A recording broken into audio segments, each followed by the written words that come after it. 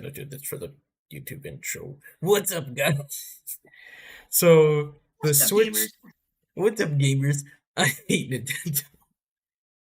So, the Switch 2, as you know, I'm not gonna act like you don't, was revealed a few days ago at the time of this stream.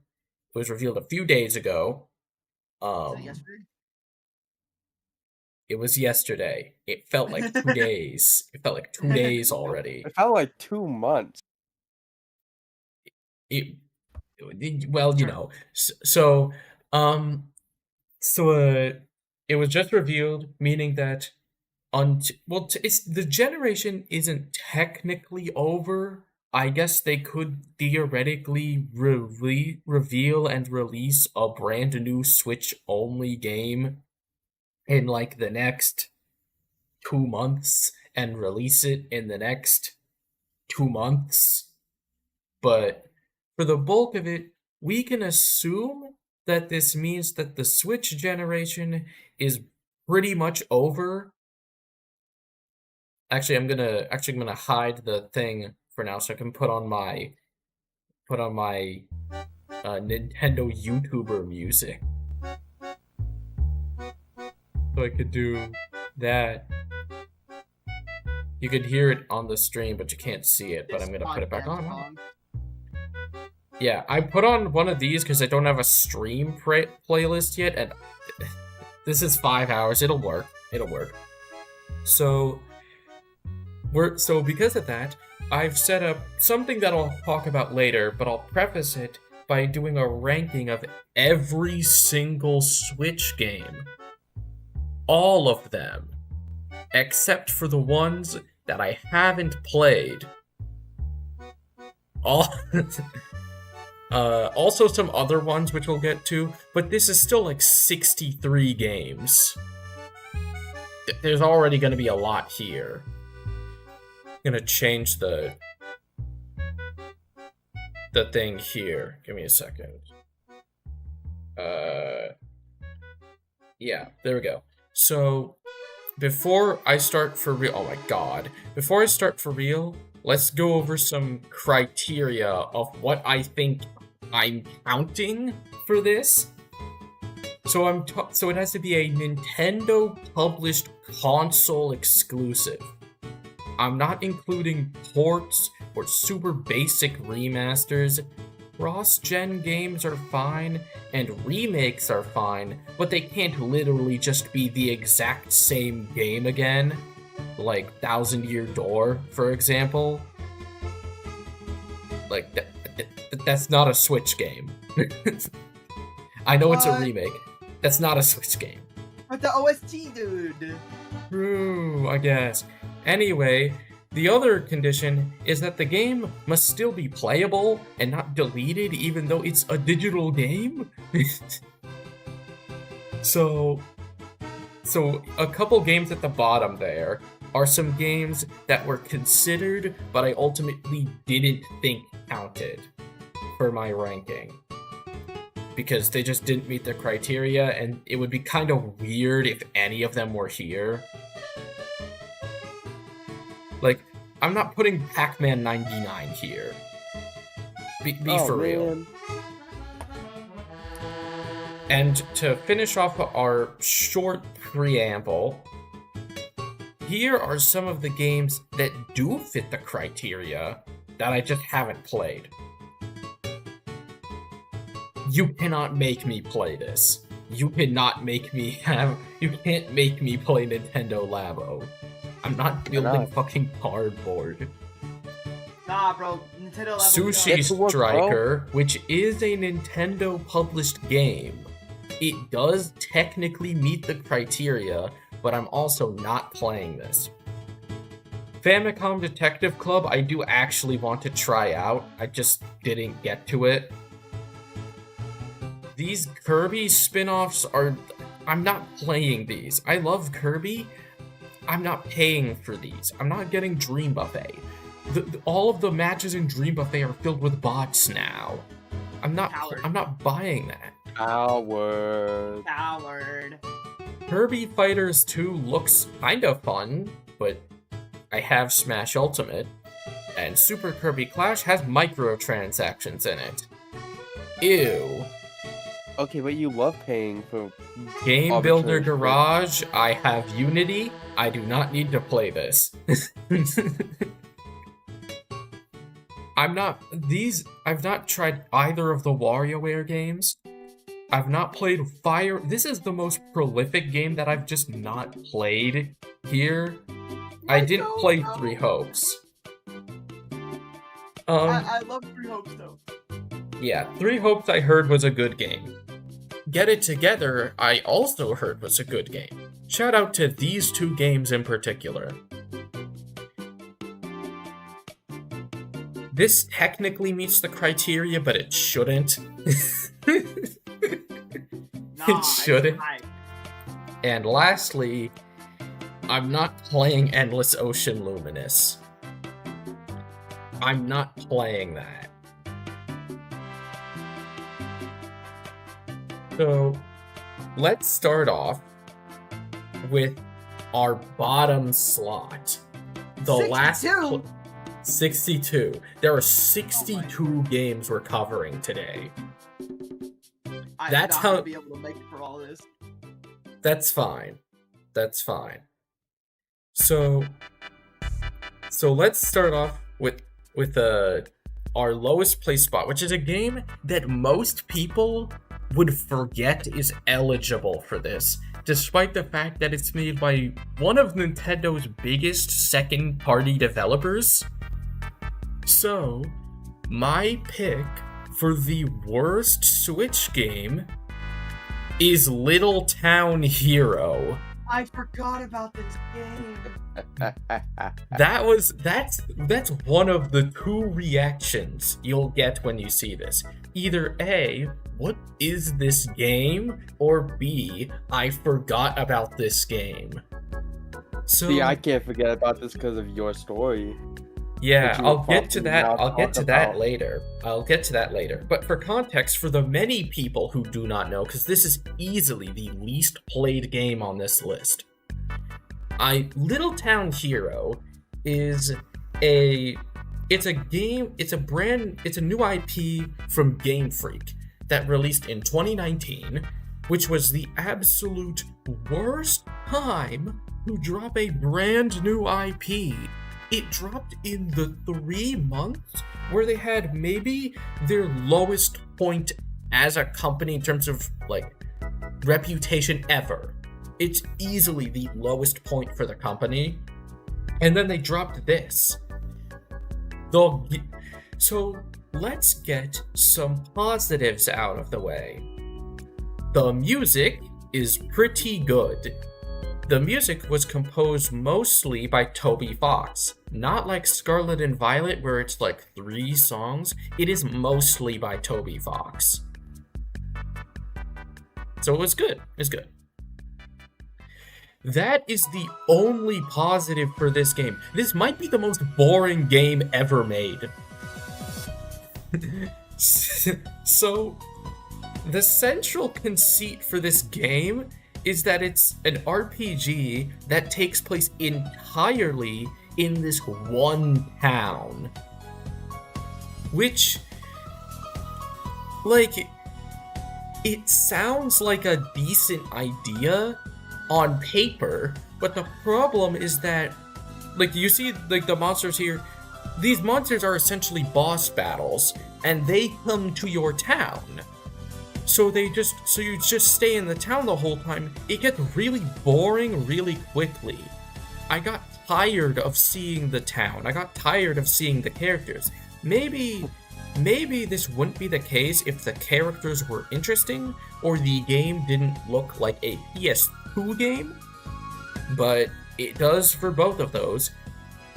It also has what might be one of the worst RPG combat systems ever, because, like, it's part RPG, there's combat, like turn-based combat, there's like a board game walking around the town element, where you, like, recruit people in your town to help you fight the monsters, which is a neat idea, But the problem is that they somehow managed to make a combat system slower than Pokemon. And by slower than Pokemon, what I mean by that is that there were several fights at the end of the game that took several hours per fight. I got the notification, but I don't know what happened. I'm gonna wait for the thing to pop up on my own screen. Someone subscribe, thank you. So, yeah, basically, it's a really boring game. It's boring as fuck. And it doesn't help that this game is also so poorly made that it bricked my Nintendo Switch. I talked about this a bit ago, but in like 2019, late 2019 over Christmas, this game bricked my Nintendo Switch. I had to send it in for repairs, and I lost a lot of save data on multiple games because Nintendo doesn't have cloud saves for their multiplayer games. I lost my Rank X save file in Splatoon 2 forever because of this game. Sword and Shield, which I just finished a week before this happened, I had to play through all over again because of this game. And I wouldn't wish that on my worst enemy. This game is fucking... Oh, yeah, it was Went who followed me on Twitch. I just did that like after you said subscribe because I thought you were live on Twitch. Oh. I'm on Trying to go YouTube. subscribe. Yeah, I found that out now. Oh, yeah. But yeah, either way, if you want to know why I barely play Splatoon anymore, if you want to know why I'm such a Splatoon hater, it is because of this game. So thank you, Little Town Hero. Very cool. Okay. 61. I mean, like... I think we kind of knew that this was going to be near the bottom. Okay. This game can be pretty fun with your friends. I think some of the mini games are really funny in terms of what they want you to do with the Joy-Con. It can be pretty funny to have someone jack off in a Switch mini game. That sounds funny.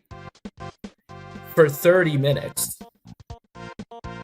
You're gonna be playing this for 30 minutes, and then you'll never touch this $50 game again. Why was this not a pack-in title? What? I didn't pay $50 for this shit, but why would you pay $50 for this shit? I don't get it. 60. This is our third worst game. It's another game that some people might have forgot counted. And that game, it's pretty recent too. This game is Detective Pikachu Returns. This is a little lower than I think some people might have expected, but I genuinely hate this game. So for positives...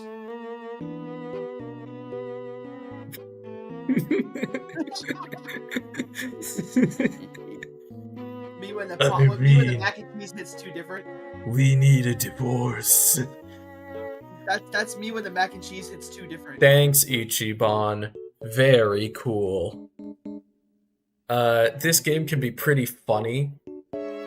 On the other hand, though, it kinda has literally nothing to offer.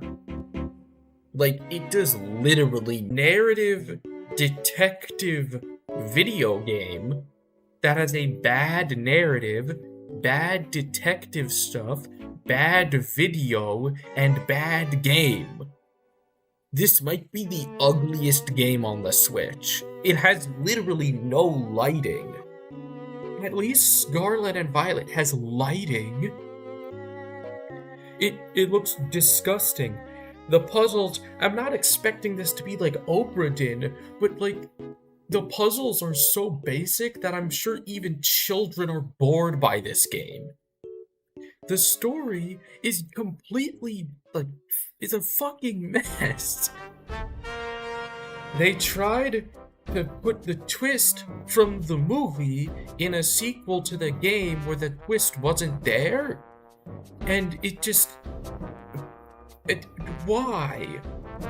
This game took like 6 years? Like, what took you so long? What happened?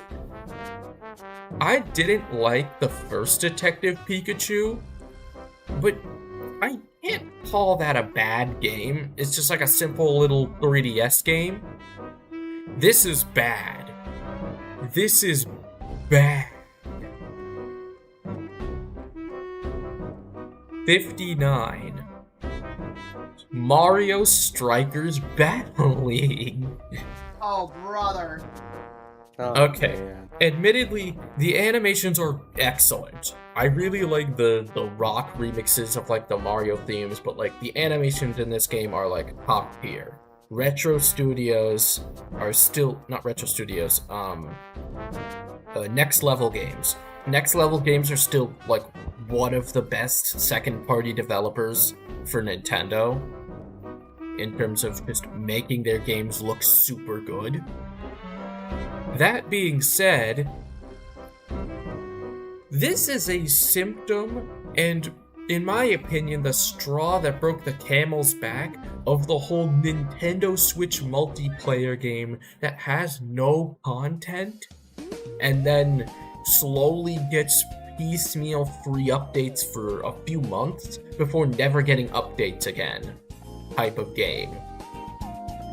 We'll get a bunch of these later, but this is by far the worst of these because Mario Strikers is actually a well-respected series of sports games. Like, Mario Tennis and golf and shit is like one thing, but people have been actively asking for years for a new Mario Strikers. And like, this game single-handedly ruined the reputation of that series. Doesn't help that the online is really bad, which is weird for a game where the entire gimmick is its online Battle League system, a system that literally did not work for a week. You could not do the Battle Leagues in Mario Strikers Battle League for the first week of launch. What the hell? This is probably the most... It's not the most disappointing Switch game, we'll get to that later, but this is certainly one of the biggest. Next up is Everybody 1-2 Switch. Yeah, now this is actual peak fish. Real Okay. gaming, yeah. The mobile connection was surprisingly not bad. I thought it was going to be worse. I thought it was Honestly, going to the lag more. That you could play it on, like, through a stream is actually pretty Like- nice. I thought they'd have some bullshit way to, like, limit it to local play only. But they didn't.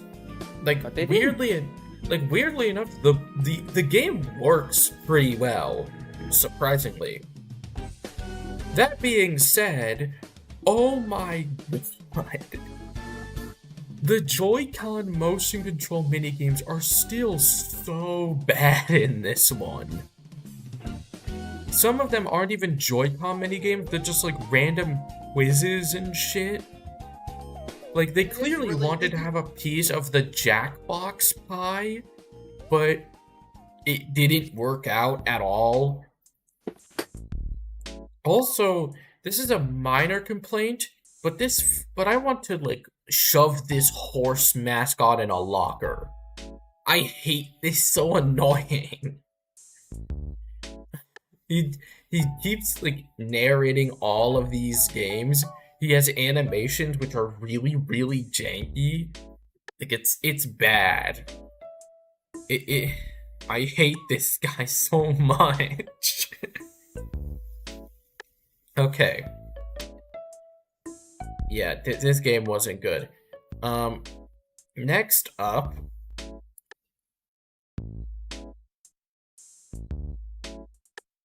I feel like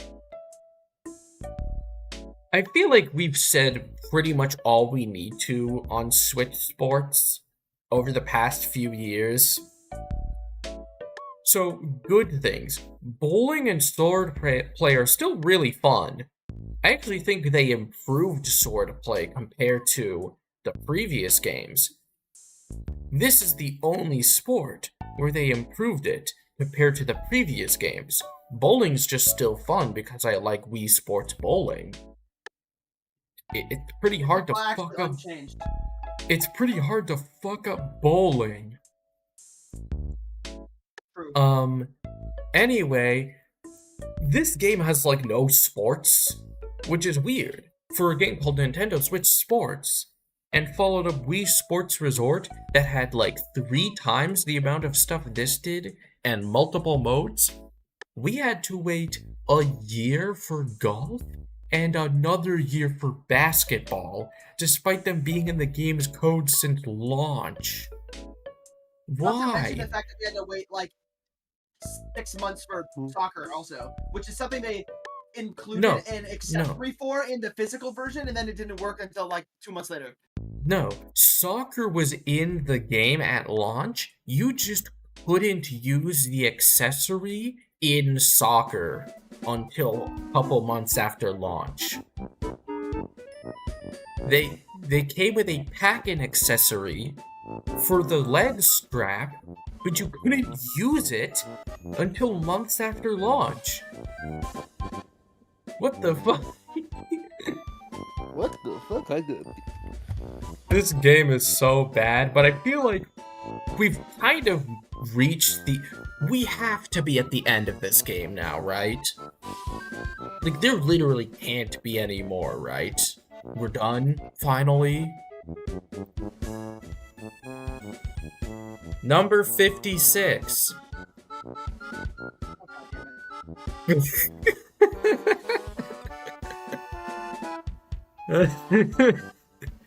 So, here's what I like.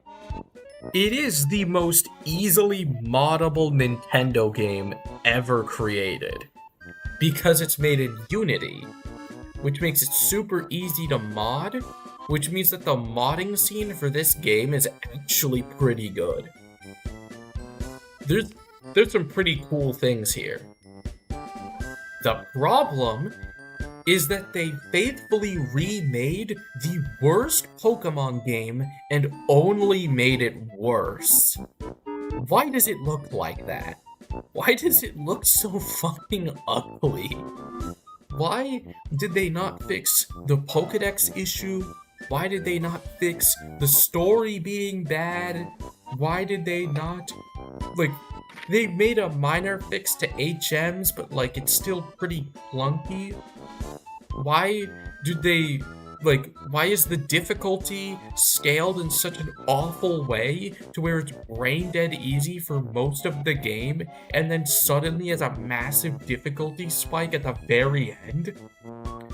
Why did the game not come with a title screen? Why did the game not come with a soundtrack? Why did the game not come with its post-game? Why did they have to add a day -3 patch for this game? How did they let this release? This is easily the worst game in the series. It's not close. It's a remake of the worst game, and it makes it worse. It's not close. This shit's fucking doo-doo.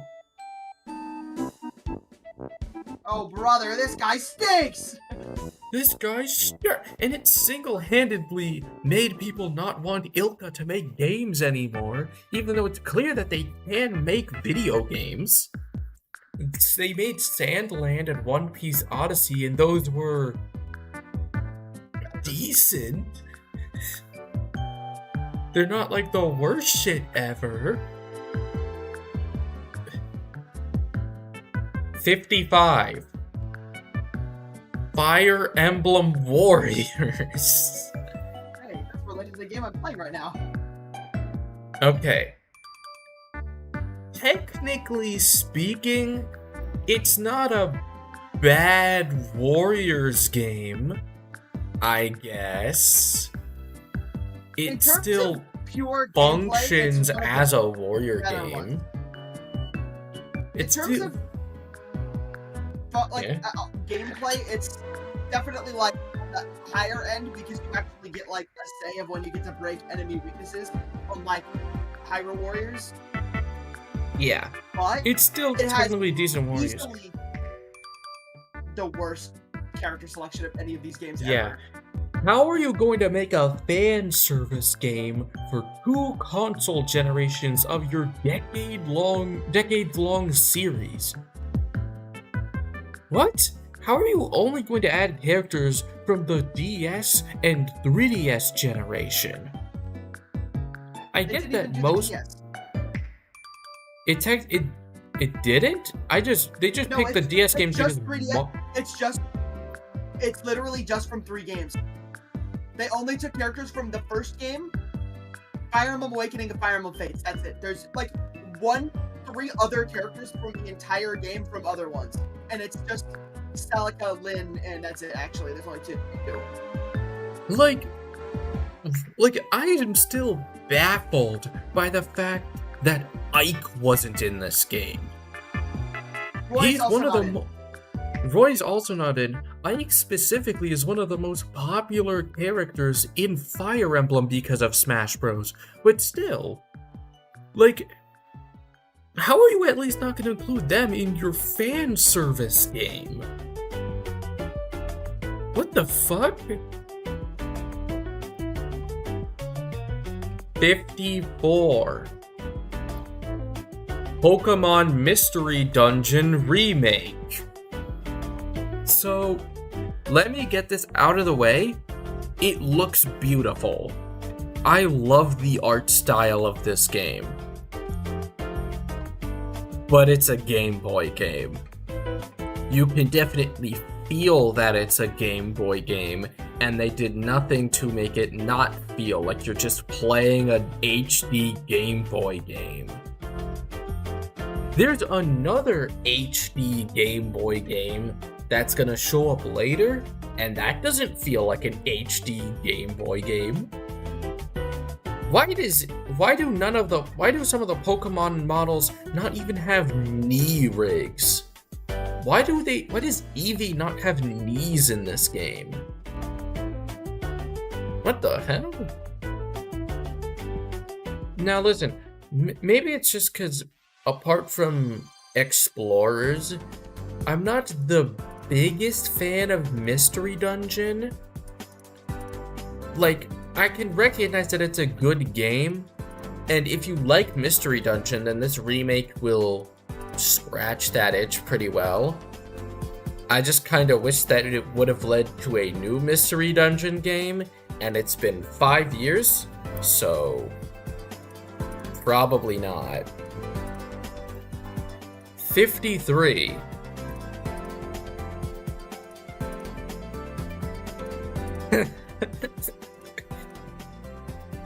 This is gonna be one of the few takes that I'm sure people might disagree with me on. Princess Peach Showtime sucks. Well, it doesn't suck. I'll get to it later. Okay. It's very charming. I love the theater vibe of it. I like the different costumes. I like the stage stuff. I think they went all in on the stage idea, and it went really well. I actually think it's really cool. It's technically a well-made game, but I actually fell asleep playing this game. With controller in hand, decently early, not like decently early in the day. Like, I wasn't playing this at like 11 p.m. I actually fell asleep playing this game. It's so boring. It's so sauceless. It feels very much like a throwing stuff at the wall and see what sticks type of game. And I hope that they make a sequel where they only make the fun parts and not the majority of the game, which is boring. Please, Princess Peach deserves a better game than this. Number 52. Mario Tennis Aces. This game has surprisingly deep tennis gameplay.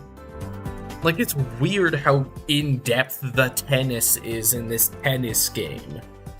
Like, they have you doing flips and shit, there are counters, there are ultimate attacks. Like, this is actually, like, it's basically a fighting game. Too bad there's nothing to do in this game. There's an adventure mode. Did you play it post-update? I did check it out, but there wasn't much there. There's an adventure mode, but like it's kind of just one cutscene, and then you do a bunch of mini games, and then you play tennis with two guys, and then it's done.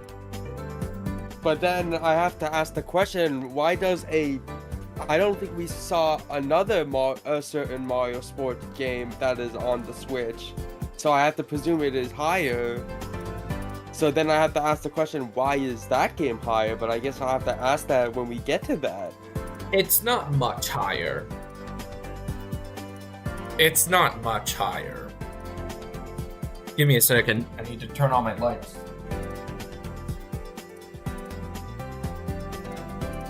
Alright. Yeah. This game is... I mean, it's tennis, so it's not a huge deal, but like... they weren't really cooking with this game. Also, why did they not add a stage select screen until a year after launch? Why does this have what might be the worst opening cutscene ever? Have y'all seen that shit? Yeah, it sounds like Luigi. Phoning it in, which is crazy. Charles Martinet wasn't phoning it in. They just played old sound effects. Pull it up on stream. Yeah. Wait, hold on. I'm gonna pause this real quick. I need to open up. Let me open this up. Where is it? Mario Tennis Aces opening cutscene.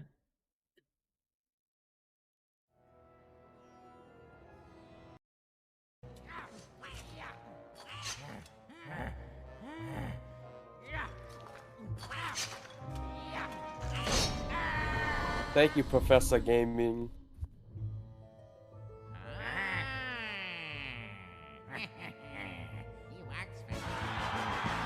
Why did he say he walks funny?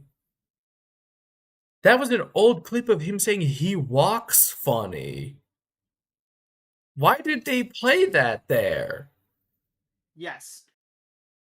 And then there's this funny ass moment at the very end. Oh. Luigi. Wait. Luigi.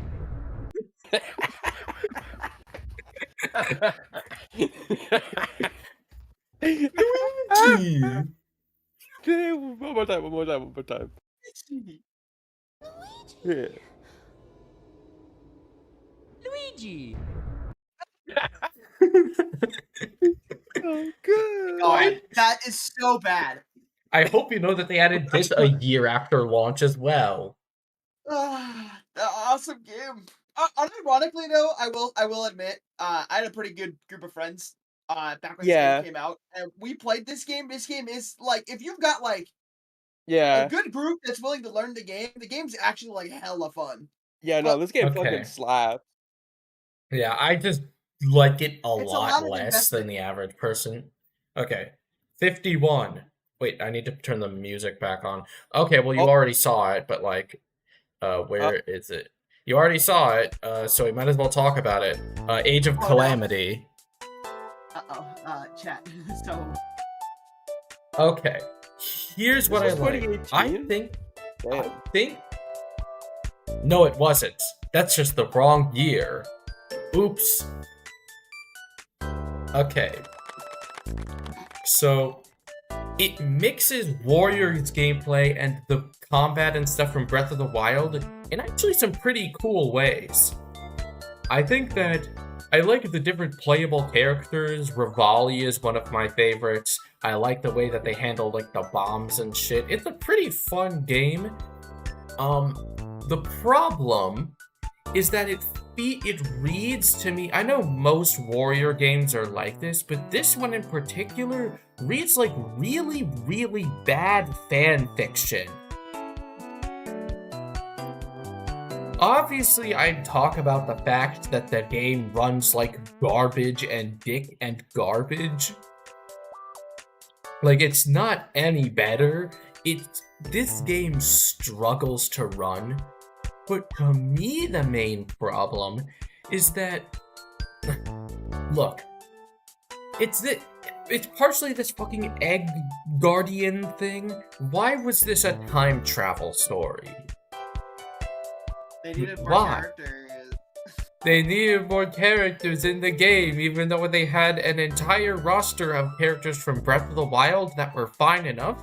You could just pick younger versions of characters and characters who are dead from in the base game, which they do Yeah, here. But like, They do, but like they should have cut the 4 future guardians. Spoilers. They should have cut the 4 future guardians, and they should have characters like Pyrrha And they also- Robbie should have been separate and in the base game. it doesn't matter. This is a 5-year-old game. I can talk about this. They ended the game by defeating the Calamity. In Breath of the Wild, they just won, and then everything would've was been- fine. Fine if they included it as like a secret post game ending or something. Like if it was an I also- optional thing. I That would've been also cool, would have but, like, liked it's not. if they said. I also would have liked if they said up front that this That's a what? game wasn't a Breath of the Wild prequel. But they never made that clear in the marketing for the game. It looked like a Breath of the Wild prequel, which I really liked the idea of. But it isn't. This is just fan fiction. This is really loud. I thought I just turned the stream up and didn't realize. I will say, so I'm personally a big Warriors fan, as you can see by the fact that I said that Fire Emblem Warriors gameplay is good despite everything else being bad. If you emulate Age of Calamity, the game is great. If you like Breath of the Wild and have a decent PC, if you allegedly emulate it, If you theoretically I give the game a could, thumbs up. if you buy the game and dump it, please. Game's performance issues will probably be fine on Switch. It probably won't be nearly as bad on Switch 2. Yeah, because now we This know is that backwards Switch compatible. 2 exists, and So this game is the backwards only compatible problem on with this it. game now, in my opinion, is the story. That it feels like really, really bad fan I will say fiction. this: when I played the story the first time, I was like, "This is annoying." When I went back to it, fully knowing that it's stupid what-if fan fiction, the game's story is hilarious. Also, other side note, it sadly has the best cutscenes in the series because, like, shit happens in them. I disagree. I pretty still well think animated. I think a bunch of the ones from Tears are still better than these. I mean, like, in terms of like action cutscenes, because there's like maybe Oh, two action in here. cutscenes, yeah. Action cutscenes, A- yeah. And to there's be like fair, the action cutscenes are still good. have but it's fine. admittedly, I've admittedly been kind of lackluster in this series because they usually have you play them. But like this game will do a thing where they'll be like they have Link 1v4 all four of the bosses from the Guardian bosses from the base game Yeah. in And a that's cool. cutscene, and that cutscene, like, what if story bullshit aside, that cutscene's sick as hell. Yeah. Like, I wish that they would have. I think maybe the reason why they skimp out on action cutscenes is that it's better if you do them.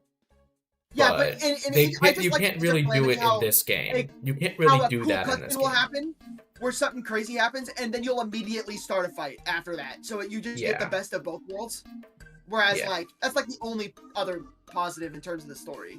But like, Yeah. if you go into it knowing it's bad fan fiction, it's very funny. Yeah, It's a it's a very very funny game. funny game. Why did they introduce a random villain in the marketing to be like, this is a big new Zelda villain, and then like they did nothing? Nar. I wish that I would have been way more okay with the fanfiction-y shit if it was like after you beat the game and the end of the game is the normal like Rogue One-y ending, they unlock some secret shit where if you go back to like the point where the game splits off entirely from the actual timeline, then you could like fulfill some secret requirement within a mission, and Then you can at least get say the there's what if. a canon one and a what if one.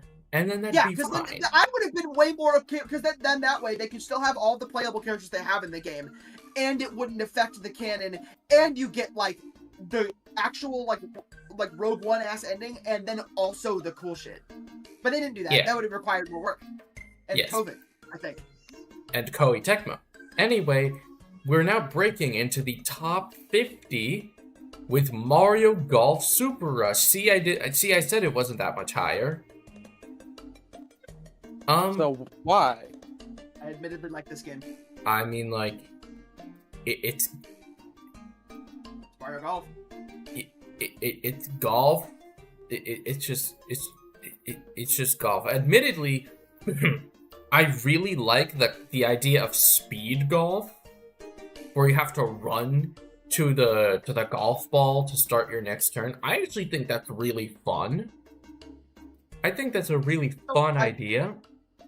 I also think this is like the only one out of all of the sports games. This game by far had the best post-launch updates. Yeah. It also definitely has the most fleshed out single player, like, adventure mode of any of these. But it also has pretty much all of the same issues as tennis. It's just that I like playing the speed golf mode a little more. Also, the roster's better. The roster is better in this game. Shout out to Ninja. There's not much else to say. It's golf. 49. Advance Wars 1+2 Reboot Camp. I've talked about this on stream here before, but I'll mention it again. WayForward did a pretty good job with this remake. Like, it's pretty faithful, and it occasionally gives me mobile game energy, but honestly, I think that WayForward, for what they had to do, they did a really good job here. The problem is that all of you Nintendo fans fucking lied to me. I've been hearing for years that these games were good. They're not. They're really, even for strategy game standards, they're really slow and basic, and the stories aren't all that interesting, and none of the maps are all that engaging apart from one at the end of the second game. I think there's multiplayer stuff in this game. I don't even remember. I don't know. I've booted this in these games were years. cool primarily because they were on Game Boy, but the lack of good maps is like not an excuse, because like the Fire Emblem games on Game Boy had good maps. Yeah. Why couldn't it? So either way, so that's the thing. This falls into an admittedly much better but still version of the BDSP camp where it's a remake of bad games that doesn't improve them in very many ways. To be fair, lots of people like Advance Wars and just wanted Advance Wars back. And if they do make another Advance Wars game, maybe, probably not after the shit that happened with this remake, but if they do it, I'm sure it'll be much better. Next up is Pokemon Sword and Shield. Here it is. Woo! It's time for me, Here- baby. Here is the positives.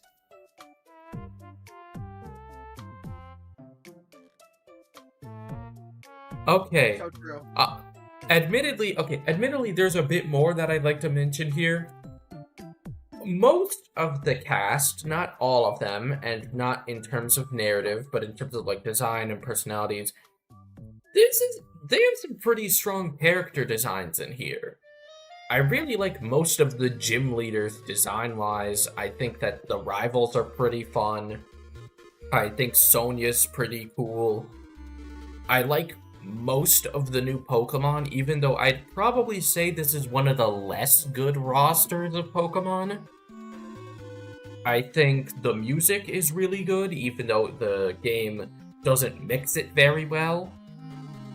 And it was pretty fun on launch. I actually remember having a lot of fun with this game. Now, it kind of ruined the reputation of this series single-handedly, if I'm being honest. The game in Pokemon Go general... nearly brought it completely back, and then this game was like, nah. Yeah, this game was kind of one of the biggest PR disasters in video game history. It has to be. And even beyond that, the game is just not all that good. The route design is really bad. The game is still really sluggish. The story is awful. Chairman Rhodes might be one of the worst villains in any video game. The online was atrocious. They cut out a bunch of Pokemon claiming that it was for better animations, only for people to find it was the exact same animations. We don't need to talk about why this game isn't good. People have been talking about this for the past, what we're at, like 5-6 years now. Like, we don't need to talk about why Sword and Shield isn't a good game. Everyone knows. 47. Yoshi's Crafted World.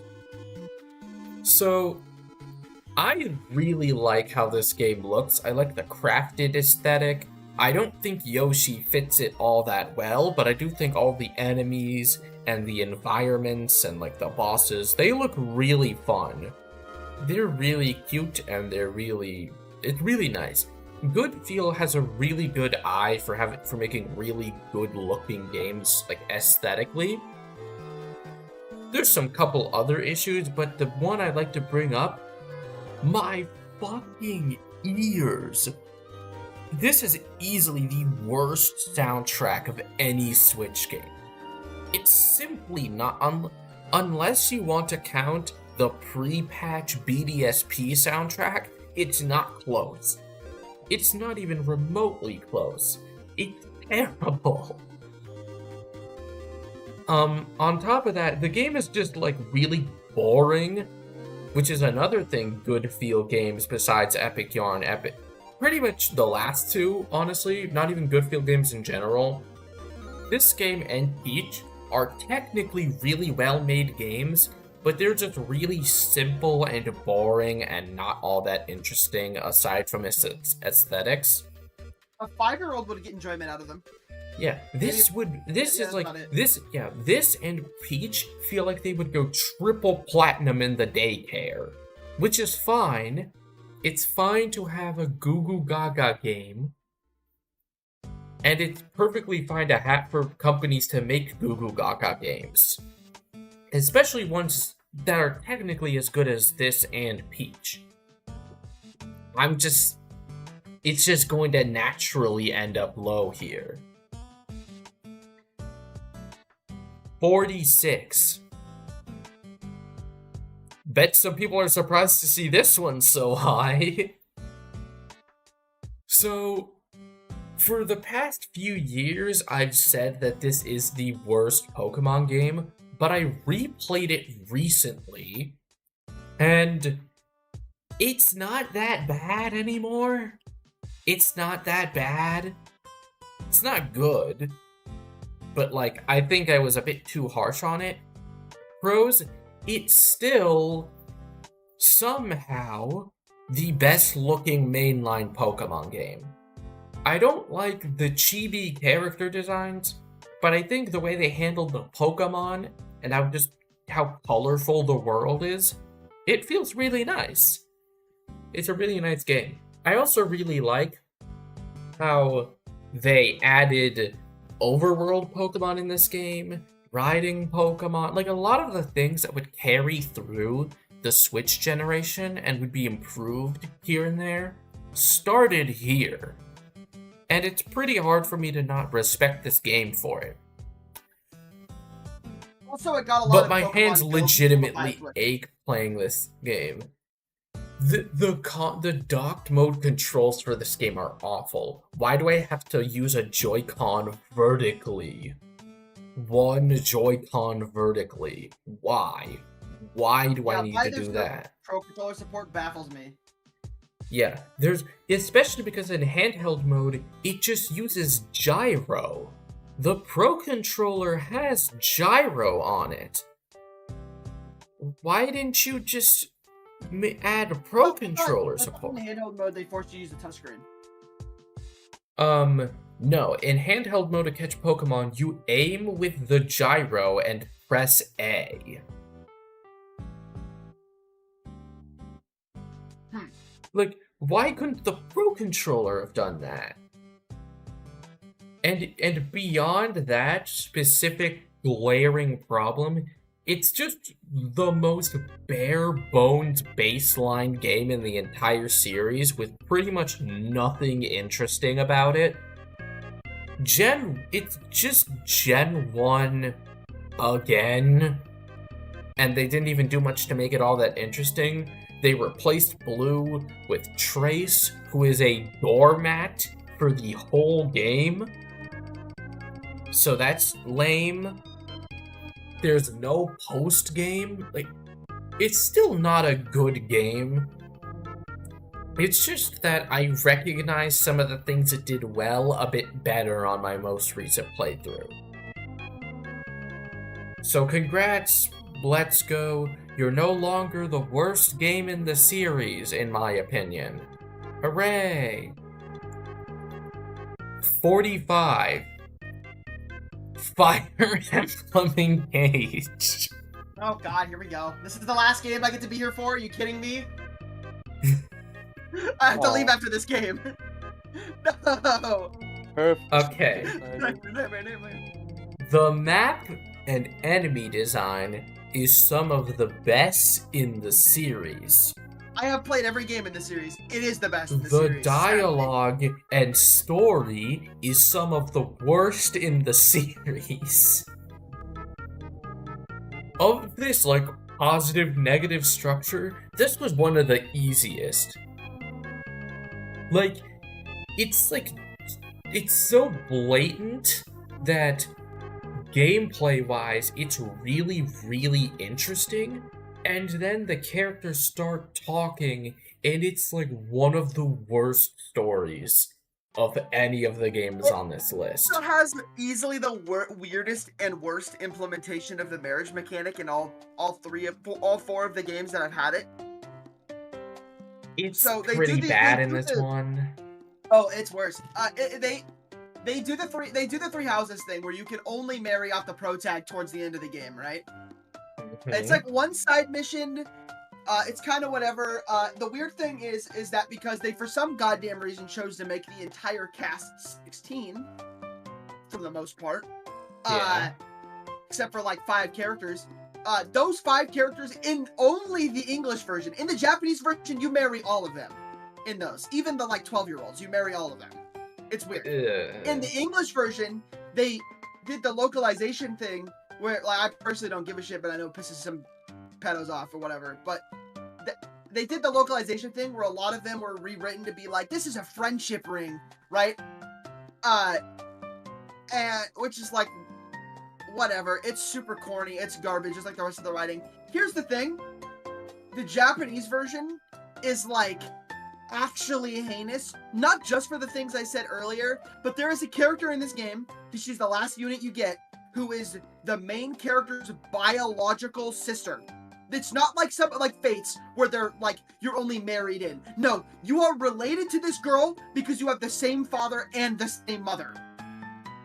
You The same can parents. still marry And you can them. marry her, and in the Japanese version, their ending explicitly states they have like 6 kids. I didn't know about that. Yeah. This is the worst writing in the entire series, bar none. And you know what's crazy? The whole reason this game exists, not because it's an anniversary game, but because they said they wanted to get the Fire Emblem Heroes players, you know, the mobile game, they wanted to get those players to play console games. It So didn't in work. other words, This is not Let's so Go. This is not Let's Go.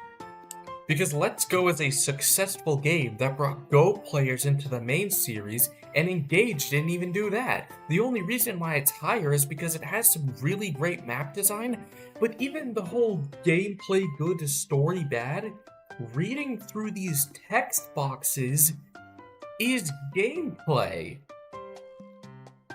Which is why I can't give it a pass, as a bunch of other people can, who could just ignore the dialogue on... Here's the thing. If you're a Fire Emblem fan that only cares about the series gameplay and has never cared about the story, because there are some people that are like that where they only care about like the strategy part of it, I can recommend Engage. Because like it has the best animations in the series, it has the best map design, it has the best unit design, all of that. The gameplay, they locked the hell in. That game, the game on a gameplay front is phenomenal. And then the story hits, and it's Engage. It's so bad. It's really bad. If you haven't played this game, it is my recommendation to skip every line of dialogue on your first playthrough. No matter how interesting you think it'll get, it won't be in like 30 seconds time. Also, like, yeah, like it's actually hilarious because, like, in my opinion, the story is the only bad part because every other facet of the game I think is on point. Because like, But it's an simulation- RPG. the art, the combat is on point. The music's on point. The art style's pretty good. It's not for everybody, but I think it's like fidelity wise, the game looks great. It's probably the best Yeah. game in the entire series. Definitely better than Three Houses. The battle animations are finally up to the point where I'd say they're on par with the pixel art from like the Game Boy games. They're like the combat animations in this game are actually very, very, very good. Like, I feel like they finally caught up to like the fidelity and the show offness of the pixel art. Because like, if you go back and look at like the Game Boy games, dude, the battle animations, they were like popping off for like no reason. Yeah. There's one other game on this list that I can say this about.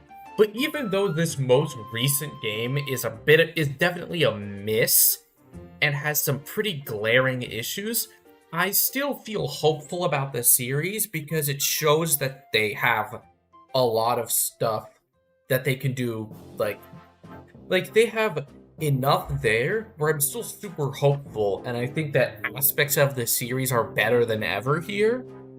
So It's also even worth though there noting are that some, this game had a different writer than the normal series writer. yeah. So literally, in the case of this one, I'll talk about the other one later. In the case of this one, if this game had a good story, then it would be top 10. But it happens to have an awful story.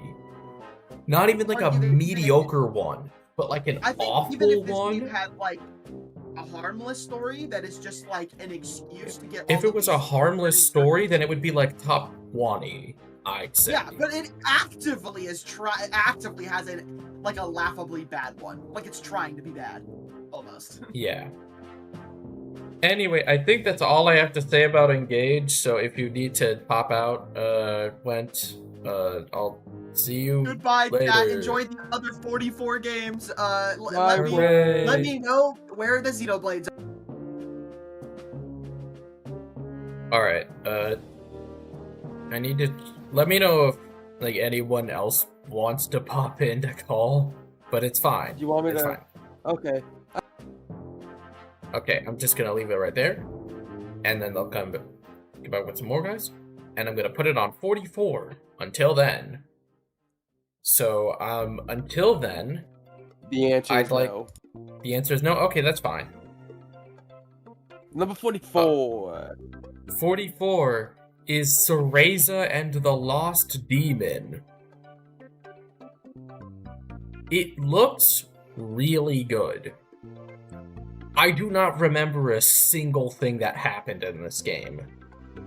It might be the most in one ear and out the other game in the series. In the entire console generation, I'd imagine.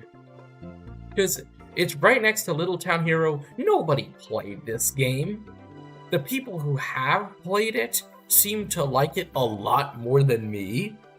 But I do not remember a single event that happened in this game. So that's why it's down here. I'm sure if I played it again, I'd like it. But it's kind of a massive nothing burger, and I do not get why it was made. 43. Super Mario Party. The car is gone! The car is finally out of the series! We did it! The car is finally gone, the boards are still not good. The boards are still really linear, and there's only like 4 of them. And they're like squares for the most part. Yeah, there's squares with almost no interesting gimmicks. The minigames are still really good, but the minigames were good in even the bad Mario Party games except for 10. Fuck, I'd say there were still some decent minigames in 10. Like, the minigames being good is, like, a staple. If the minigames weren't good, then I'd be worried. Mm-hmm.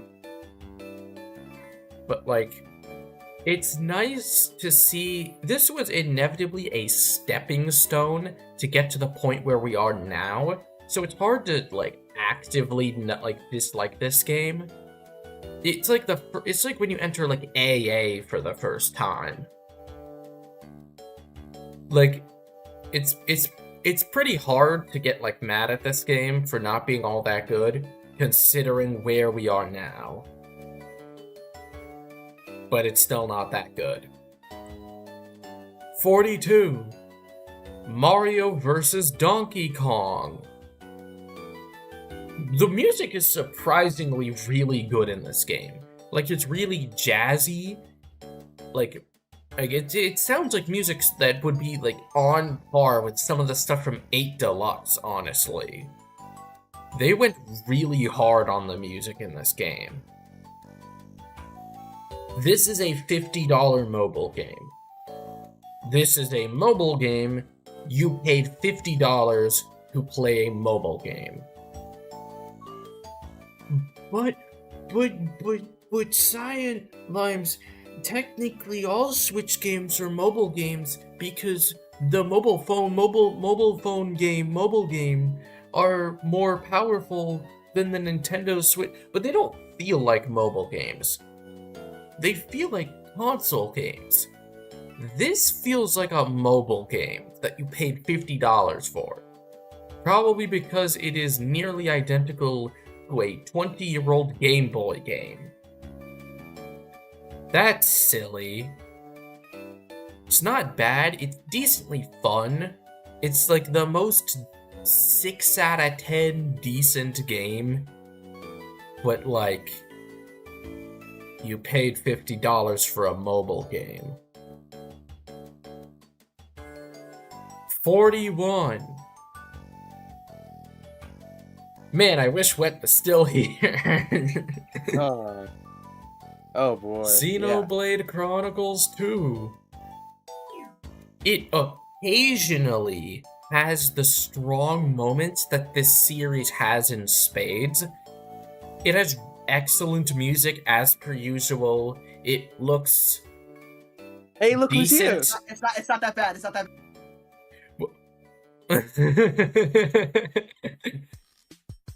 I think they just saw. It's fine.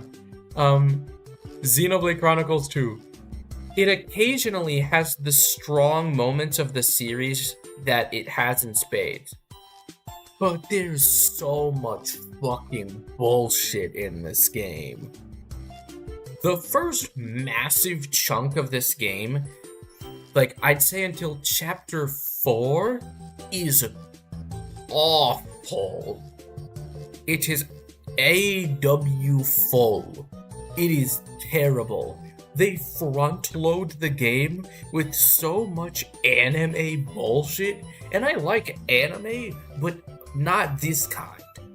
This feels like fucking Fire Force, fucking like bullshit.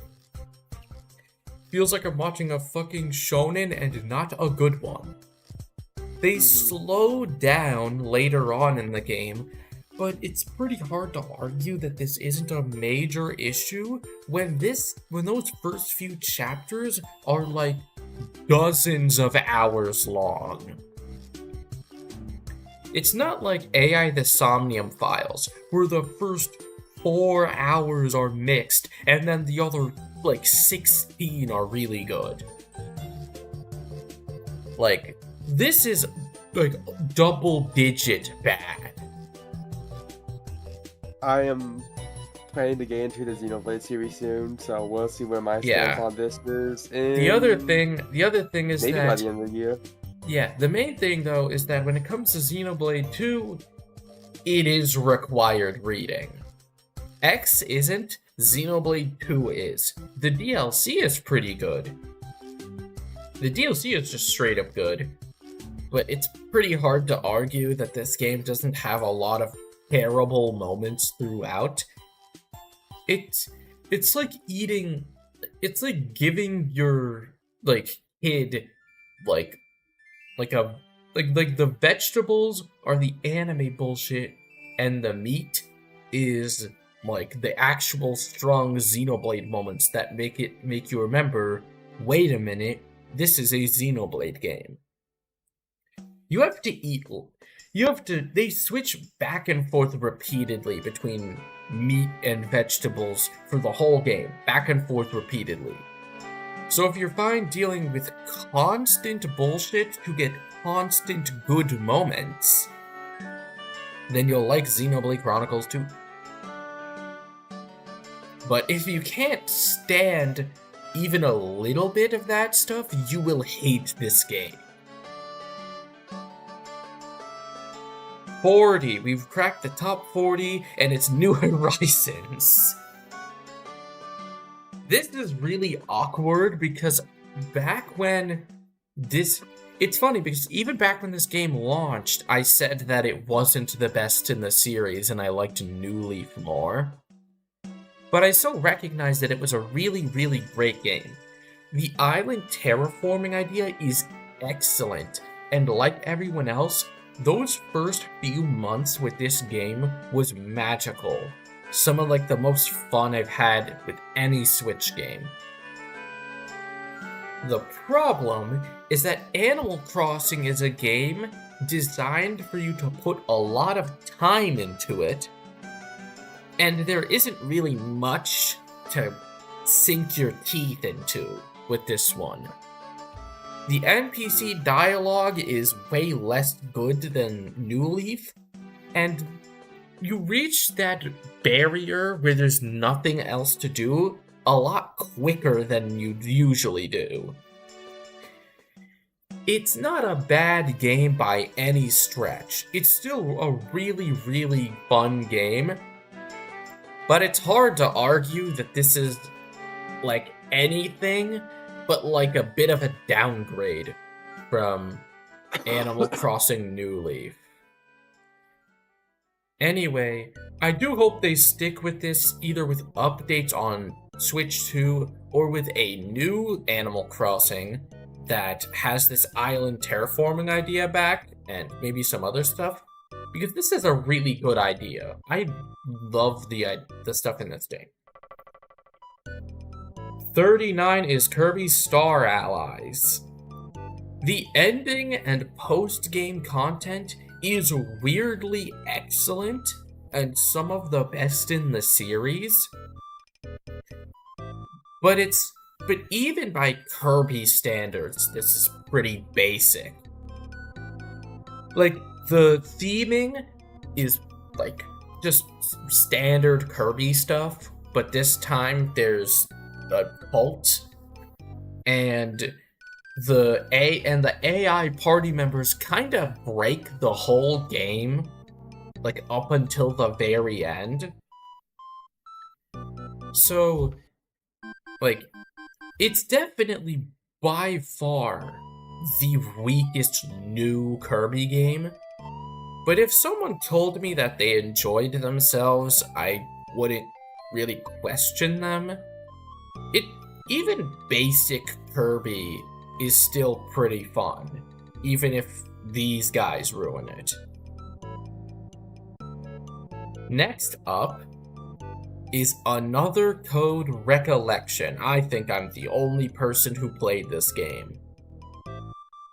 It's pretty interesting in terms of its story, but it definitely feels like a DS and a Wii game they threw on Switch.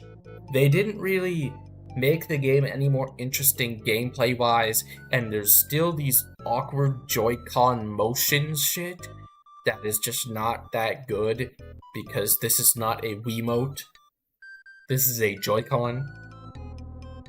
Really hope they improve the Joy-Con motion controls for Switch 2. It does have some funny moments, like Lake Juliet, but oh, Lake Juliet, like that's funny. That's funny. But it's solid. It's nice to see such an obscure game come back. And I'm sure fans of the series are happy. But, like, can we get a new one then? 37 is F-Zero 99. This is here because it's not been shut down yet, somehow. So F-Zero 99 is surprisingly fun, honestly. I didn't think this would be all that much, but I played this way longer than Mario 35 and Pac-Man 99. This is actually a really good use of the F-Zero series gameplay-wise, but literally nobody asked for this. Literally nobody wanted this shit to exist, and they stopped adding content to it pretty quickly, so it's just been left to die. So that's pretty disappointing for the first F-Zero game in 20 years. 36 is ARMS. Kind of surprised you have this high. Oh yeah. Yeah. The music and the character roster in this game is, like, great. It's excellent even. I love a lot of the characters in this game. I think that in terms of theming with their movesets, I think that they're pretty cool. I like the game aesthetically. But the actual combat is not that fun. It is motion control stuff, though you can play it without motion controls and it is better, but it is still very simple. It's a very simple game, and I think that if they added a couple more mechanics or a couple more things that you could do besides just punching and grabbing and blocking and stuff, this game could have actually went pretty hard as a fighting game, honestly. And I could see I don't know, someone making a tournament of this instead of no one. But I just hope this game gets a sequel for the next system. This is the game that begs for a sequel. I hope they don't just completely throw away this well-received, well-selling game. Maybe with the new Joy-Con stuff, they might want to add some stuff to ARMS for that reason. But I don't know. 35.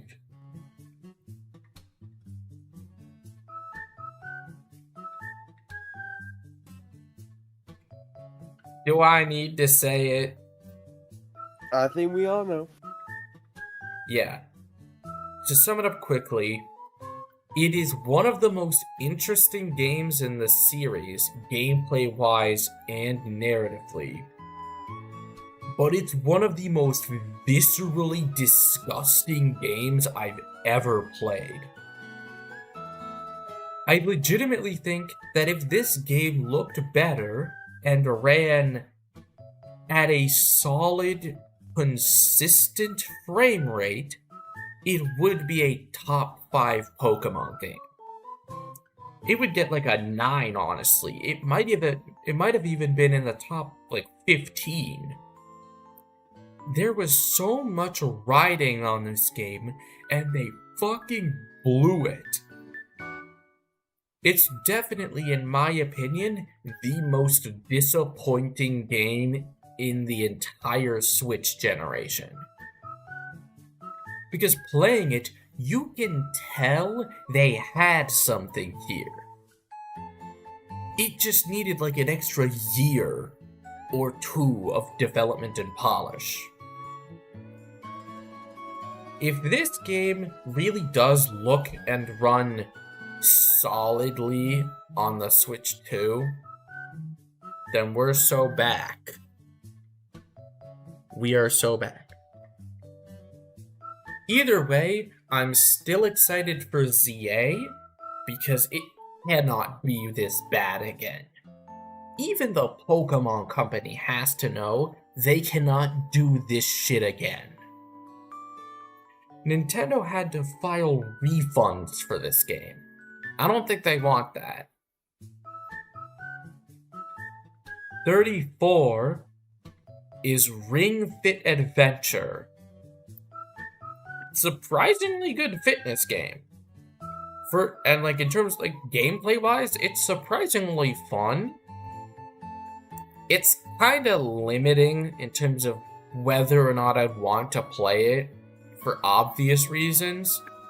Like, I'd play it to have a workout, but like that would inevitably put it lower because of the game gameplay wise, because it's still definitely a simple game. But it is a good workout. It is a good workout game. Definitely better than the Wii Fit games, because it is a video game. 33 is Clubhouse Games 51 Worldwide Classics. It's a pretty fun collection of board games, but these are board games. And they're not even given like game. And they don't even add much Nintendo charm to it. It's just the board games. I love the fact that these games are so obviously like legally distinct Uno and legally distinct fucking like other shit. I think that's fun. But these are 50 board games. They can only go so high. 32 is Super Mario Maker 2. Now, I love the World Maker.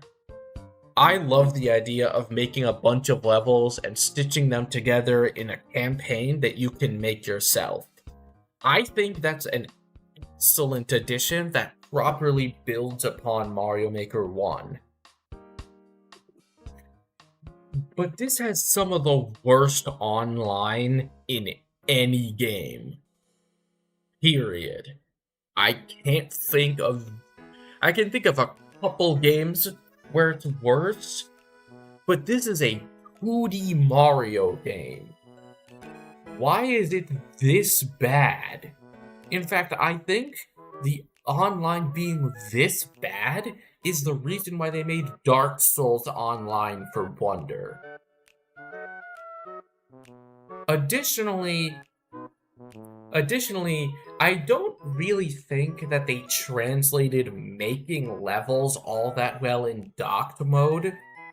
It definitely feels like one of those things that the Wii U was actually built for. Which is why I make all of my levels in handheld mode, but it's still pretty disappointing, all things considered.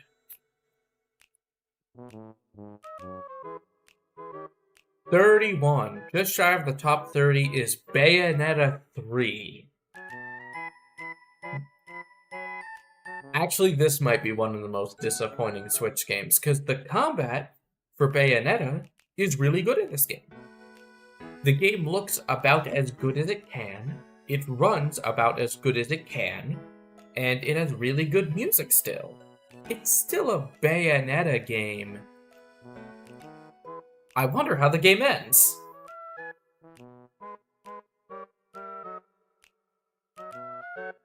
"30. Emio, the Smiling Man, Famicom Detective Club."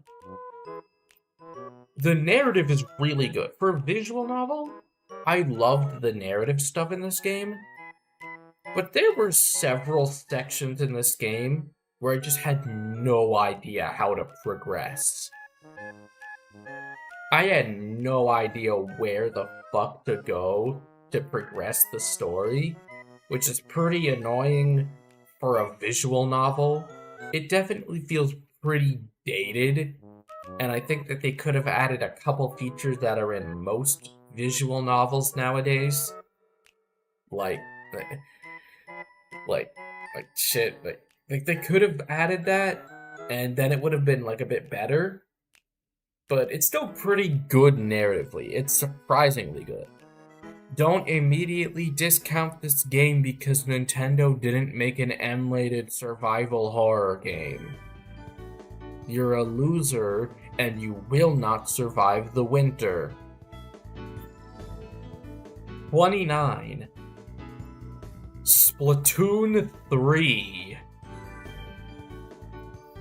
We get to have this talk now.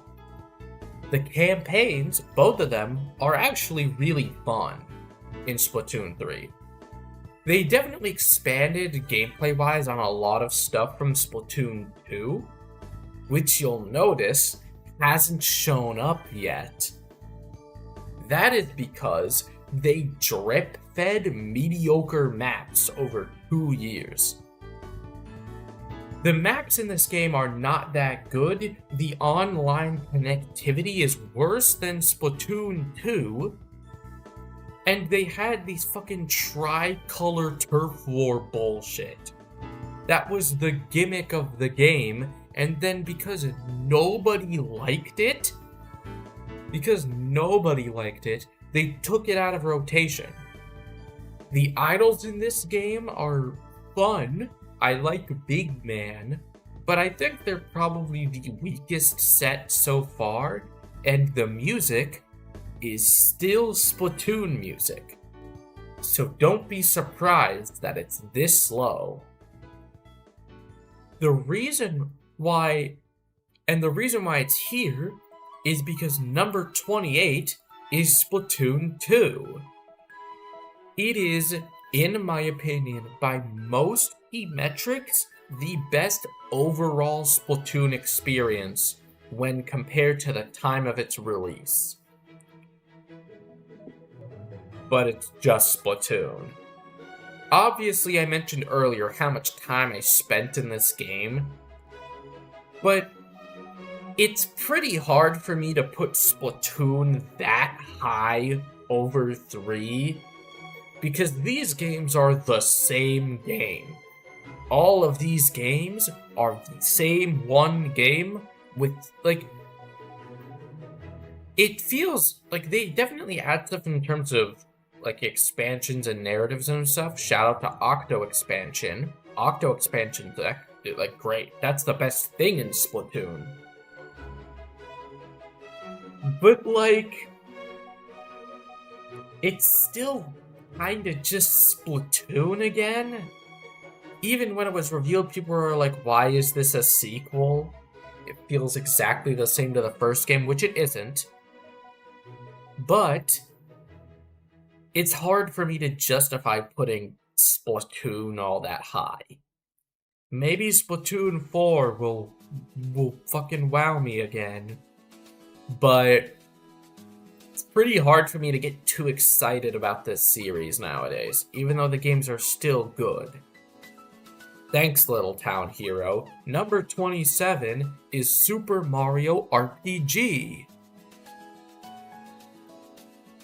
The combat is pretty fun, and it's a pretty charming game.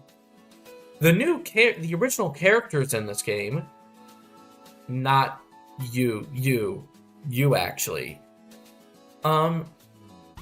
they're pretty fun. I also really like Booster. I think that the game overall is a pretty charming game, but it's an SNES game, and you can definitely feel it. With the other Mario RPGs on this list, it's pretty clear that this is the first one and still pretty basic overall. But I'm glad this exists. I'm more so glad this game exists than I do enjoying playing the game. It's fine. 26 is Mario and Luigi Brothership.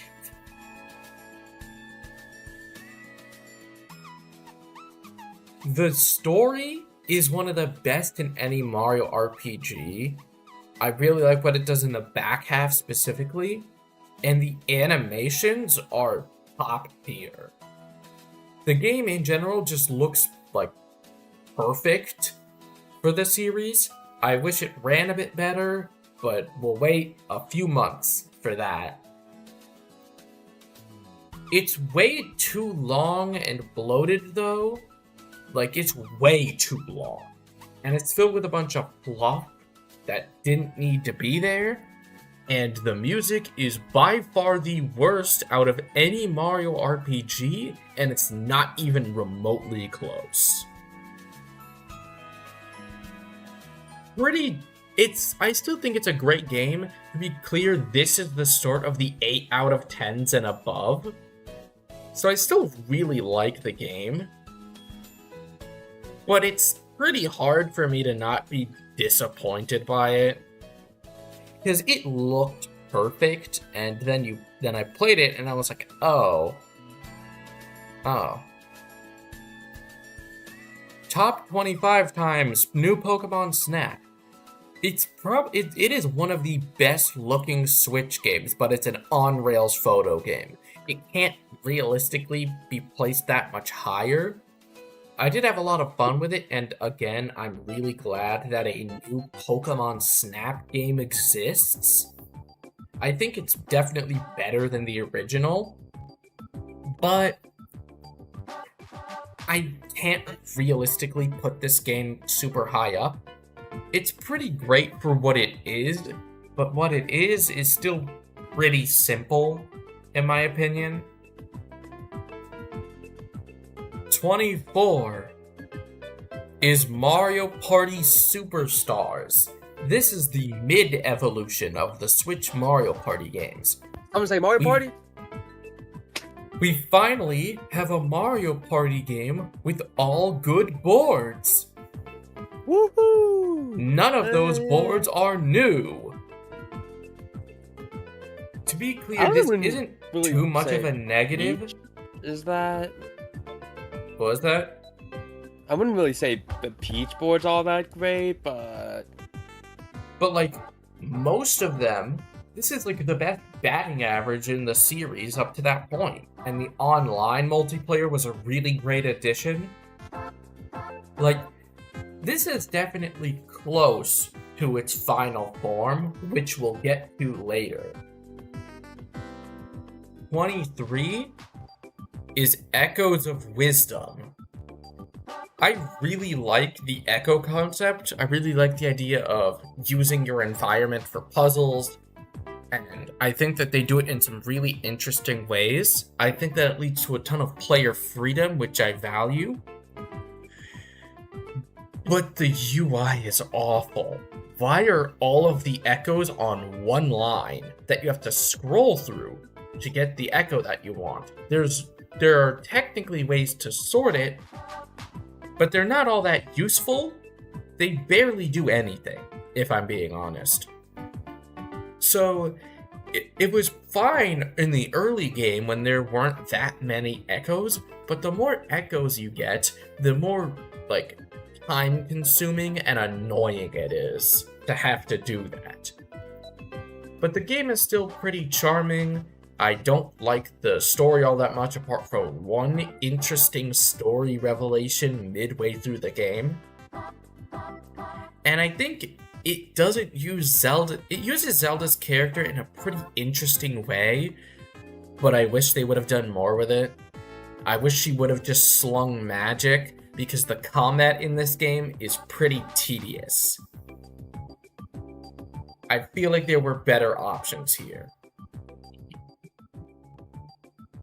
22 and 21 are the Mario and Rabbids games, Kingdom Battle and Sparks of Hope. I like both of these basically the same. It's pretty disappointing that we'll definitely never get any of these again, but this was a pretty strong duology. I think that they're extremely fun, even if they are definitely some of the least memorable Mario RPGs. They look great, they sound great. Sparks of Hope especially has one of the best soundtracks on the system, and Sparks of Hope especially does some narrative things that are definitely more interesting. The Rabbids aren't even all that bad in this game. Somehow. But, yeah. Yeah. They're really fun games. They're the definition of a solid 8 out of 10. But I think that they are just missing the sauce. There's like a sauce that they're just missing. Finally, we're in the top 20. Play these games or die. Super Mario Party Jamboree. We did it! We finally have a great Mario Party again. We finally have a Mario Party with a bunch of really good boards, not Mario Castle. Absolute best Mario Party in the series. That's bold, buddy. That's pretty bold. I do think, I sat on it a bit, I do think this is better than Mario Party 6. Slightly.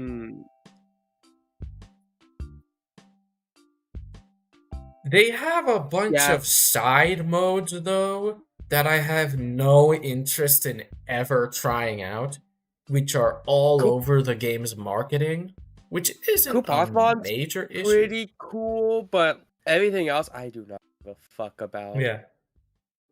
Yeah. I don't know if I'd say this is the most solid game in the series because of these side modes, but I think in terms of playing Mario Party in your Mario Party game, this is the best game in the series. There's a few things for me personally that still bring it down, like 6. I still think 6 is the best personally, but it is absolutely... For me, it's close. It's still very high up for me. There's just like a few small nitpicks. Yeah. The only one that I think might bug me in later parties is the partner mini games. I'd imagine that might get annoying the more I play, but I still like them. 19. The Legend of Zelda: Link's Awakening. It's a pretty perfect remake of the best 2D Zelda of all time. But the Dungeon Maker was mad disappointing. Remember that? Remember when they showed that in the trailer and they were like, you are able to make your own dungeons. And then the game came out and you can only use pre-existing rooms. You can't edit them at all, and you can barely share them online. To be clear, I think if they wanted to do that, they should have made a Zelda Maker game, which is what Echoes of Wisdom originally was, which means they'll never make it. Which is definitely a disappointment. But it's not really Link's Awakening's fault, and it's still a great remake of the best 2D Zelda. 18. Paper Mario: The Origami King. The elephant in the room here is that I used to say this was the best game in the series. Then I replayed the game. To be clear, I still really like this game. I still found all the dialogue really charming. I think it's probably second best Switch game if you're not counting the Metroid remaster. I think it has the best soundtrack of any game on the system. And I think it has a lot of aspects of it that classic Paper Mario had, but the new games were missing. So I think that it's a really good mid-step that the Thousand Year Door remake expanded upon pretty well. The main issue for me is that the normal battles, not the boss battles, but the normal puzzle battles can wear itself really thin really quickly. And considering that you can technically still skip every battle in this game, it's not a very good thing. I think the combat should be better, considering everything. But even despite me kind of falling out of love with the puzzle battles, I still love this game. I still really enjoyed myself. It's still probably, not including Thousand Year Door, the best original Mario RPG on Switch. 17 is Astral Chain. I learned recently how many people don't like this game, which is weird, because it's still another really good action game from Platinum Games. The last good game that Platinum Games will ever make. Lamau. It looks great, it has a really great story. The problem is that the Astral Chains, the Legions, they can be pretty janky at times, considering the conceit of the game. It worked better than I thought it would, but worse than I hoped it would be. But it's still really intense, and I really enjoyed myself. I did not think much of this game upon reveal, but it's cool. It's cool. 16 is Tetris 99, baby! Yeah! Woo! It's Tetris. I can't feasibly put it in the top 15, because even though this is one of my most played Switch multiplayer games, it's Tetris. It's the best version of Tetris ever, but it's Tetris. I still think this was a crazy gamble of an idea that worked way better than I thought it would. 15.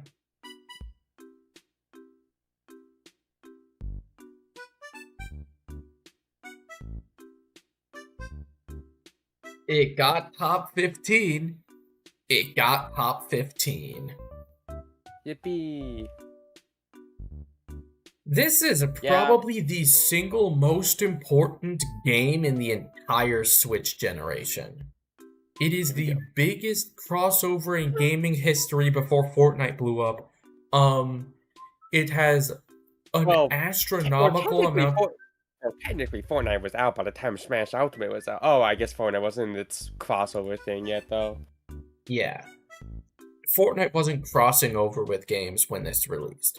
I mean, they had the Avengers one, but that's about it. That's it. And even then, that was the year after this released. No, with they did it for Infinity War. Oh yeah, they did do it for Infinity War. It's fine. Doesn't matter. Yeah. It has a comedically large amount of content, and it is the best this game has felt to play since Melee. Online, man. It's not just that the connection is bad. Global Smash Power has to be the worst ranking system in any video game. Sword and Shield was like 30 spots below it. It has an equally bad online connection problem. But at least that one had a normal ranking system. You can play like 13 games online, lose one, and lose all of your rank progress. It gets even harder to get any of your characters into Elite Smash the more they play the game. The more people play the game. Additionally, I have some other problems. World of Light was pretty mid, and I think that there are some issues with the game combat-wise, like its input delay and the buffer system that I think could be done a bit better. But it's still a really, really fun party game, and it's pretty hard to argue that this isn't like... This is my most played game of the generation for a reason. It's like the most important Switch game, bar none. 14 is Luigi's Mansion 3. It is easily the best looking Switch game. Like, if this game was on a PS4, I legitimately would not question you. How did Next Level Games do that? In addition, they fixed most of the issues with Luigi's Mansion 2 and added Gooigi. So shout out to Gooigi.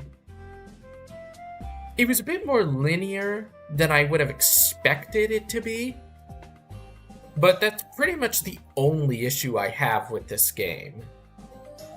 It's Luigi's... It's not... I still think that the first game is the best overall experience in the series, but I would not be surprised if Luigi's Mansion 4, if that beats the first game, because this got really close.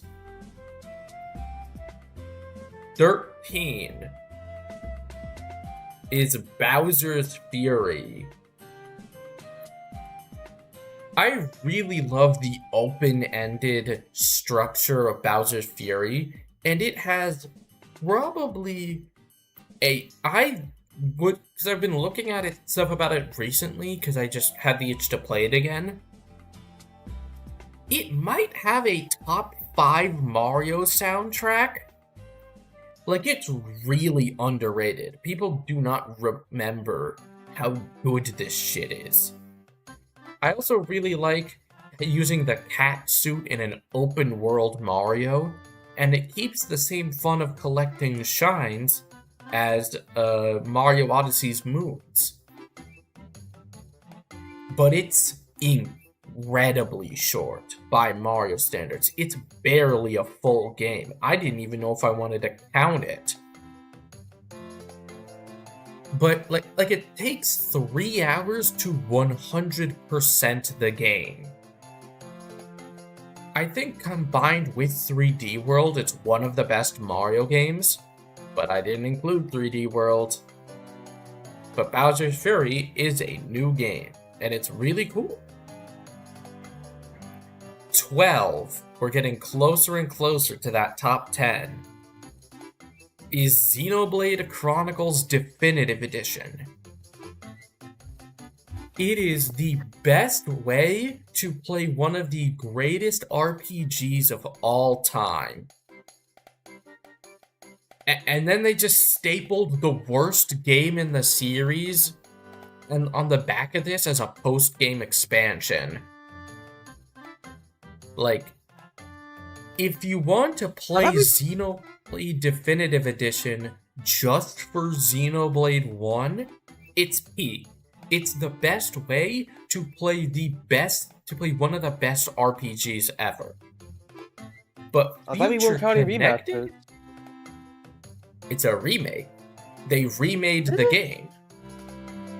I mean, I Also- guess they had new textures, but Also, I included it because of Future Connected. that's fair. It's a remake with enough new content to count. It just so happens that that new content was to this game's active detriment. Though to be fair, if it didn't have Future Connected, I probably wouldn't have counted it. So who Do you knows? have to play Future Connected to like understand the story of like 3 or something? No. Maybe there's like one thing, but it's not worth it. Just at that point, Wikipedia it. It's easily the worst Xenoblade game. And finally, just shy of the top 10, which is also when I'll stop doing these plus minus stuff and just talk about the games. Just shy of the top 10 is Fire Emblem Three Houses. It has one of the most complex and intriguing narratives of any Nintendo game ever. I think that the cast in this game is excellent. It has a peak soundtrack.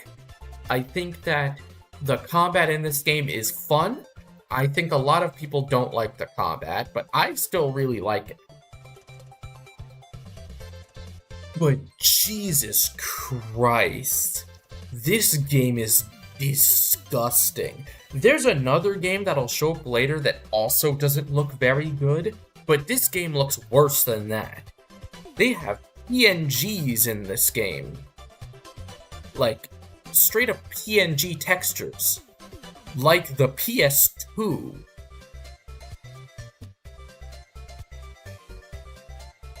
Cutscenes look fine.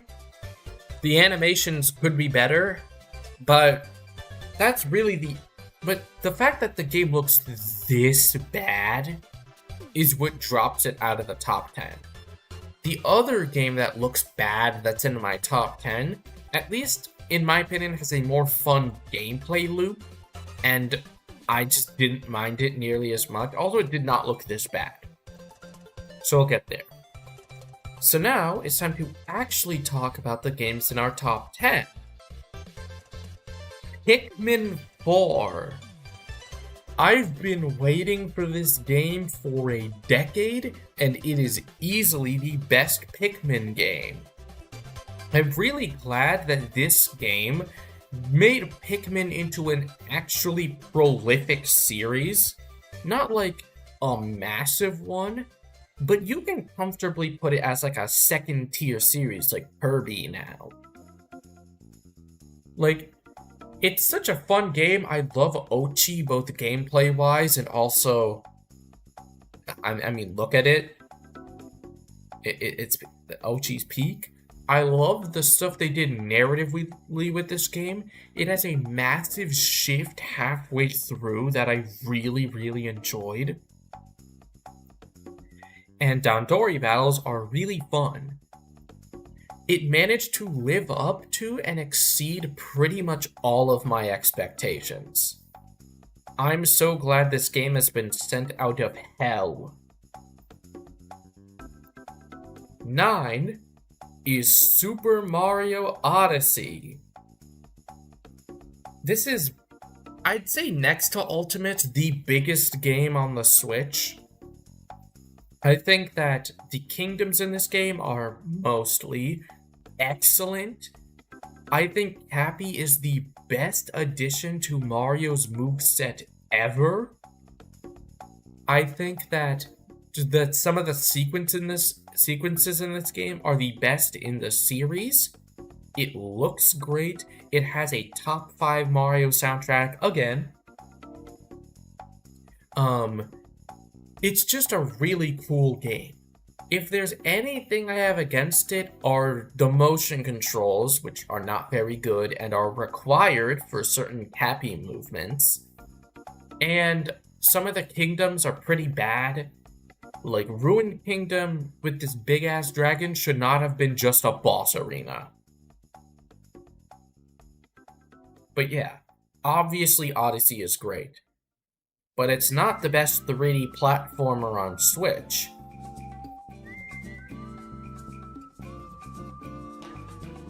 They made a 3D Kirby! Finally!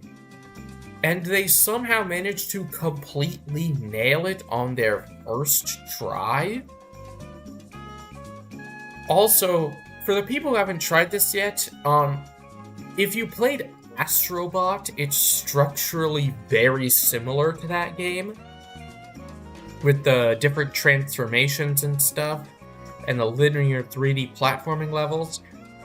It has the Kirby charm in spades. It has an excellent post-game. It has a great soundtrack. I love the upgrading weapons idea. I love the ending. It's awesome. I'm so glad that this game exists and that I can finally say that Kirby is like, because I loved Kirby up to that point, obviously. But this is like the first Kirby game where I can see most people loving it. And I haven't played it. 7 Yay! is Pokemon Legends Arceus. Speaking of games that I cannot believe exist, they finally switched the formula for Pokemon, and in its place is the best gameplay loop of any Pokemon game by a landslide. It's so snappy and fun to catch Pokemon in the overworld. The changes they made to combat are really great. It has the best soundtrack in the series. The narrative isn't anything too special, but I think that it expands on the lore of Diamond and Pearl in some really cool ways. And it low-key has a really good post-game. I love the areas. It's just great. Pokemon finally had a W this generation, and I hope this does not age poorly in the next month. Exactly. In like the next month and 10 days. But I'm super excited to see how ZA expands upon this game. Because either it'll make this game obsolete, or it'll make this game, or the game will be bad, and then this game will still be really good. So who knows? I love this game though. Just shy of the top 5 in the system is Mario Kart 8 Deluxe. Now, I debated on whether or not I wanted to include Mario Kart 8 Deluxe as a Switch game, considering that it's a port of Mario Kart 8. but I think that they changed enough in the base game and also doubled the size of the game exclusively on Switch, so yeah, I'd say it counts. In that regards, this is easily the best Mario Kart in the series so far. It's one of the best looking Nintendo games so far. I really like a lot of the tracks. The Booster Course Pass, as much as I give it shit a lot, added a bunch of really cool characters and brought back a bunch of great maps. And it expanded upon Mario Kart in some really interesting ways that I hope 9 capitalizes upon. Simply put, it's the best racing game ever made. So, of course it's here. Of course it's this high. Top 5 time, Xenoblade Chronicles 3. I don't want to say too much, because I know that you want to play this game. Yeah. But I do think that it's a pretty perfect, end to the trilogy. I think that they handled the stuff in the previous games really well, but the original story with this top-tier cast is what I keep coming back to it for. It's peak. All of these characters are excellent. None of the main cast is annoying somehow, not even the Nopon. It has the best combat in the series. It has an excellent soundtrack, one of the best Nintendo soundtracks ever. It's just one of the best RPGs ever made, in my opinion. I don't know where they're going to go next, whether it's a new IP or a new Xenoblade game. I don't know how they do that. Especially considering the ending to the really great Future Redeemed DLC, which is also some of the best music and combat and story stuff in the series. After Xenoblade 2, this game really needed to prove itself, and it did. It really did. 4 is Metroid Dread. Another game that I can't believe exists. It's the best 2D Metroid, easily. Music could be a bit better, but the combat is excellent. I love the world. I love the enemies and how scary those are. The bosses are great. The revelations in the story are really interesting.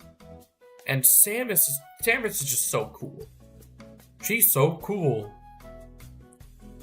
Shout out to Samus Metroid. Number 3.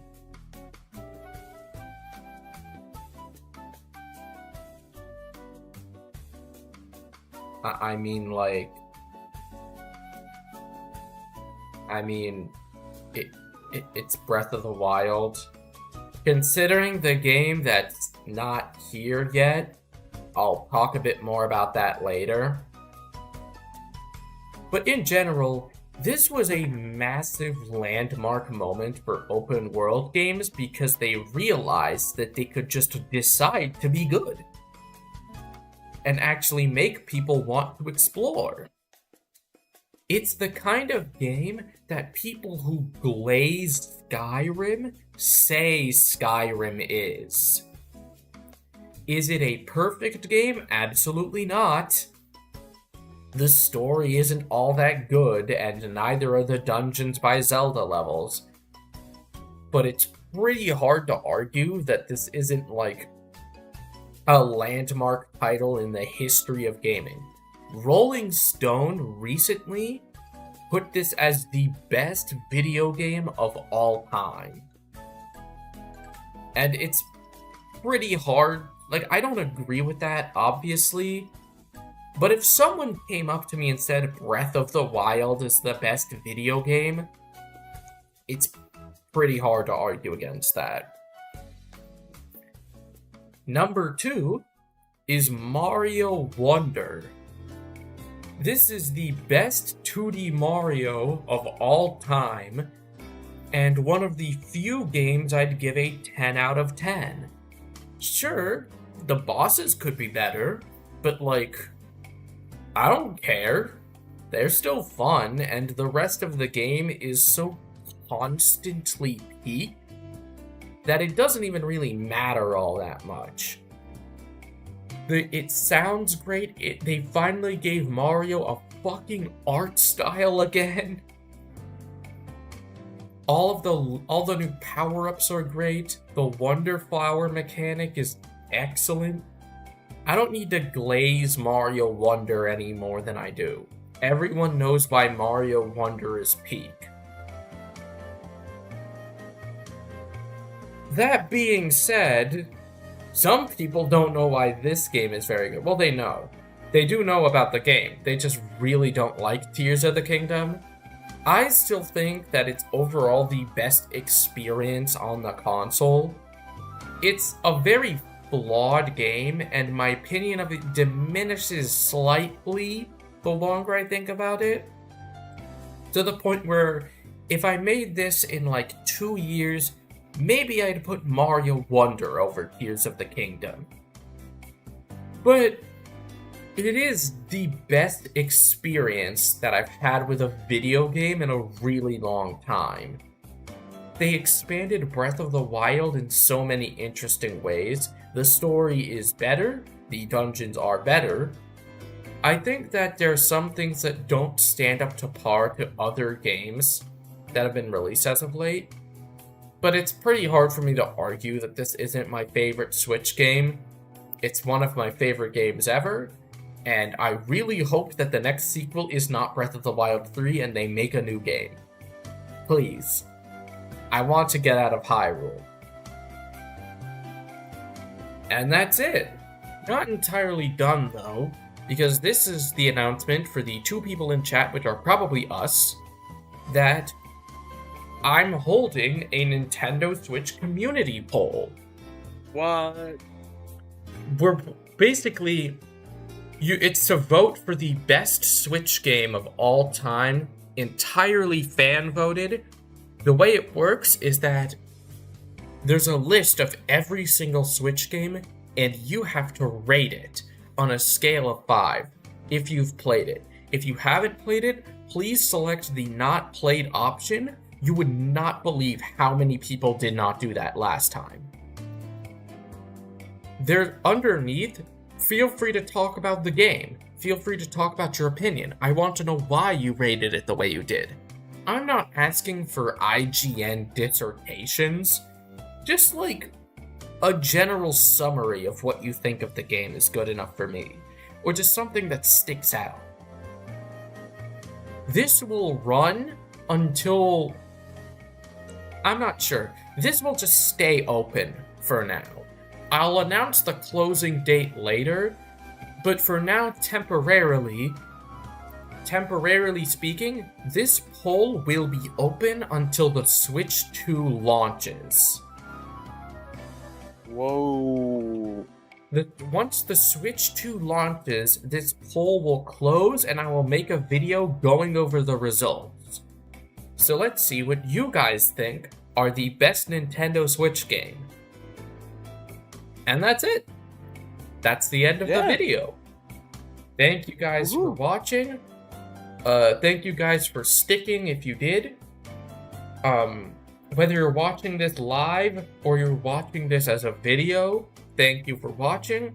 Please put your opinions of my opinions in the comments. Please put your opinions of these games in the forum and also the comments. And please, in the comments, predict if the Switch 2 is going to be good. Please. I want to hear what you guys think. Anyway, that's going to be all for today. See you guys later. Bye. Whoa.